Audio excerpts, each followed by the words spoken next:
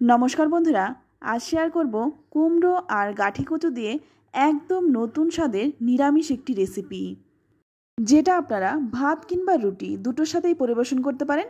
খেতে অসম্ভব টেস্টি হয়।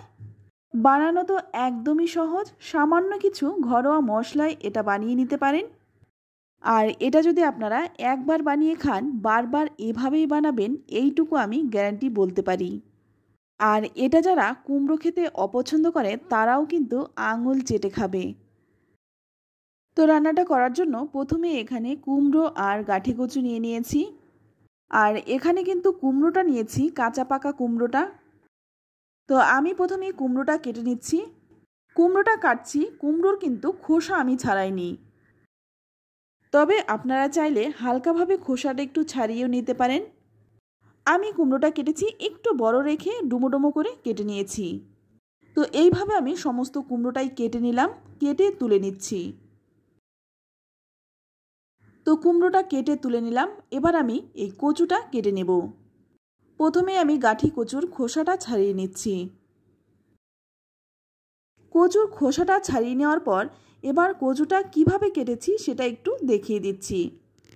তো কচুর সামনে থেকে একটু ফেলে দিয়ে তারপর দুখণ্ড করে এবার আমি কচুটাকে একটু ছোট করে কাটছি। আমি কিন্তু কচুটা কুমড়োর থেকে ছোট করে কেটেছি, কারণ কুমড়োর থেকে কচুটা সেদ্ধ হতে একটু সময় লাগে। তো দেখুন, কুমড়ো আর কচুটাকে ভালো করে কেটে ধুয়ে পরিষ্কার করে নিয়েছি। এবার সম্পূর্ণ রান্নাটা করার জন্য কড়াই গরম করে নিয়ে এখানে দিয়ে দিলাম 2 চামচের মতো সর্ষের তেল। তেলটা ভালো করে গরম করে নিয়েই এখানে দিয়ে দিচ্ছি কেটে রাখা কুমড়োগুলো। তো আমি সম্পূর্ণ কুমড়োটাই দিয়ে দিলাম। কুমড়োটা দিয়ে একটু নেড়েচেড়ে নিয়ে এর মধ্যেই দিয়ে দিচ্ছি সামান্য একটু লবণ আর দিয়ে দিচ্ছি হলুদ গুঁড়ো। লবণ আর হলুদ গুঁড়োটা দিয়ে কুমড়োটা একটু লালচে রং ধরিয়ে ভেজে নেব। কুমড়োটাকে একটু ঢাকা দিয়ে দিয়ে ভাজবো, এতে করে কুমড়োটা কিন্তু তাড়াতাড়ি সেদ্ধ হয়ে যাবে। এটা ভাজতে ভাজতে অপরদিকে একটা শিলপাটার মধ্যে নিয়ে নিলাম 3টে কাঁচা লঙ্কা আর 1 ইঞ্চির মতো আদা। আদা আর কাঁচা লঙ্কাটাকে একটু বেটে নিচ্ছি। আমি কিন্তু আদা আর কাঁচা লঙ্কাটা শিলপাটায় বেটে নিচ্ছি, আপনারা চাইলে কিন্তু মিক্সিতে অবশ্যই বেটে নিতে পারেন। তো আদা আর কাঁচা লঙ্কাটা বেটে তুলে নিলাম। আর এইদিকে কিন্তু কুমড়োটাও খুব সুন্দরভাবে ভাজা হয়ে গেছে। এবার তুলে নিচ্ছি। কুমড়োটা ভেজে তুলে নিলাম। কুমড়ো ভাজার তেলে এখানে আমি 5-6টা ডালের বড়ি ভেজে নিচ্ছি।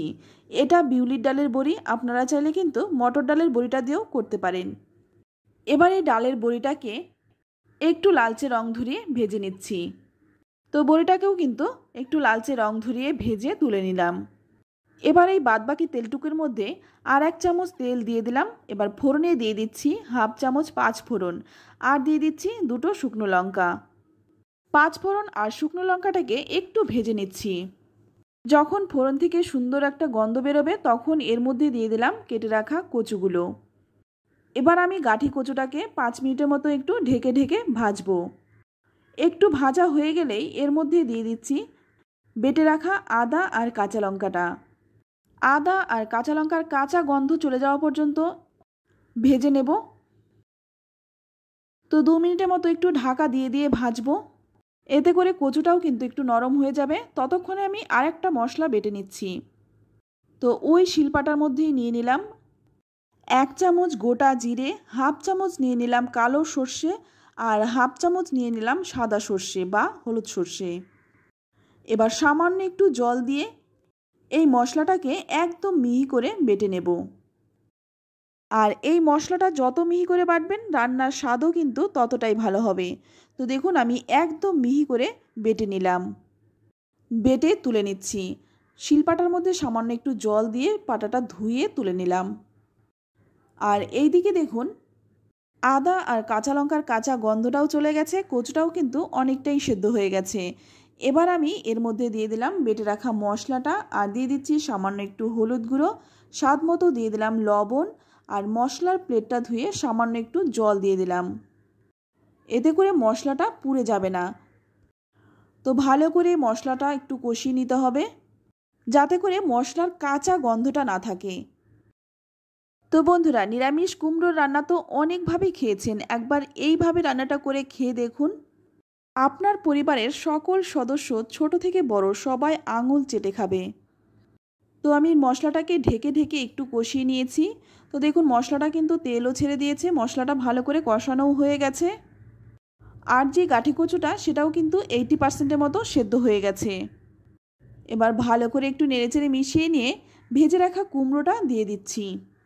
কচুটা যখন 80% মতো সেদ্ধ হয়ে যাবে তখন কিন্তু ভেজে রাখা কুমড়োটা দিতে হবে, নইলে কিন্তু কুমড়োটা একদম গলে মিশে যাবে।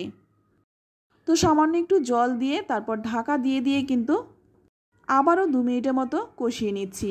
মাঝে মধ্যে ঢাকনাটা খুলে একটু নেড়েচেড়ে দিয়েছিলাম, আর জলটা কিন্তু এখন অনেকটাই শুকনো হয়ে গেছে। যেহেতু কুমড়োটা আগে থেকে ভেজে নিয়েছিলাম তাই কুমড়োটাও কিন্তু অনেকটাই সেদ্ধ হয়ে গেছে। এবার এর মধ্যে দিয়ে দিচ্ছি গরম জল। আর রান্নার প্রথম দিকে কিন্তু জলটা একটু বেশি দিতে হয়, এই জলটা কিন্তু পরে আর থাকে না। তো জলটাকে ভালো করে একটু নেড়েচেড়ে মিশিয়ে নিচ্ছি যাতে সমস্ত মশলাটা খুব ভালোভাবে মিশে যায়। এবার এটাকে ঢাকা দিয়ে ফুটতে দেব। তো 2 মিনিটের মতো একটু ঢাকা দিয়ে ঝোলটা ফুটিয়ে নিলাম। এখন কিন্তু আর ঢাকা দেব না। এবার একটু নেড়েচেড়ে মিশিয়ে নিয়ে এখানে দিয়ে দিচ্ছি 1 চামচ চিনি। যেহেতু নিরামিষ রান্না তাই স্বাদটা ব্যালেন্সের জন্য চিনিটা কিন্তু অবশ্যই দিয়ে দেবেন। চিনিটা না দিলে কিন্তু রান্নার আসল স্বাদটা পাবেন না, তাই অবশ্যই চিনিটা দেবেন। তো ভালো করে একটু নেড়েচেড়ে মিশিয়ে নিয়ে আবারও কিন্তু 2-3 মিনিটের মতো ফুটিয়ে নেব।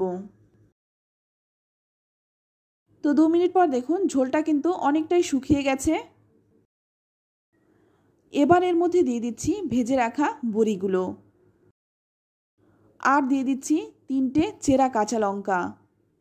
এই লঙ্কাটা দেওয়ার কারণে কাঁচা লঙ্কার ফ্লেভারটা ঝোলের সাথে মিশে যাবে, আর গন্ধটাও কিন্তু খুব সুন্দর হবে, খেতেও ভালো লাগবে। 1 থেকে 2 মিনিটের মতো একটু ফুটিয়ে নিয়ে নামানোর আগে এর মধ্যে দিয়ে দিচ্ছি 1 মুঠো ধনে পাতা। ধনে পাতাটা দিয়ে হালকা করে একটু নেড়েচেড়ে মিশিয়ে নিচ্ছি। এখন কিন্তু রান্নাটা একদমই হয়ে গেছে, এর থেকে বেশি শুকনো করব না। ঠান্ডা হওয়ার পর কিন্তু আরও শুকিয়ে যাবে। তবে যদি আপনারা ঝোল একটু বেশি খান সেক্ষেত্রে আরেকটু রাখতে পারেন।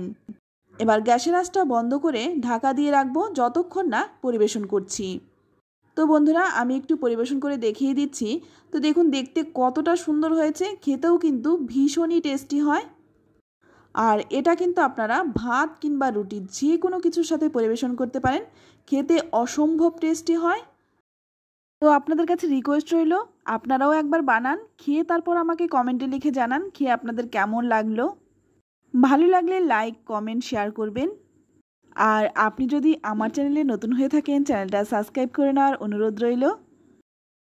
আমি ভাতের সাথে খেয়েছি, আপনারা কিন্তু রুটি পরোটার সাথেও খেয়ে দেখতে পারেন, বা আমার মতো গরম ভাতের সাথেও খেতে পারেন। তো আজ এই পর্যন্তই, আবারও নিয়ে আসবো অন্য কোনো নতুন রেসিপি। ততক্ষণ সকলে ভালো থাকবেন, সুস্থ থাকবেন, আর সকলকে ধন্যবাদ।